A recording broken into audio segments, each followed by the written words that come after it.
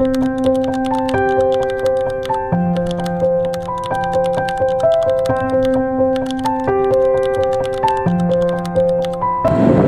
guys,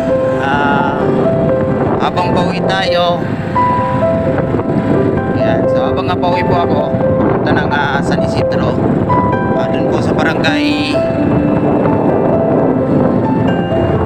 San Nicolas. Kita natin yung maglola o mag-ina. Ano natin guys, naplatan po sila. Siyempre malayo pa naman San Isidro. So ang ginawa po natin, sinakay natin si nanay at sinabihan ko yung apo or anak na sinabihan ko na mag-running flat na lang para mas magandang safe at uuwian pa nila malayo.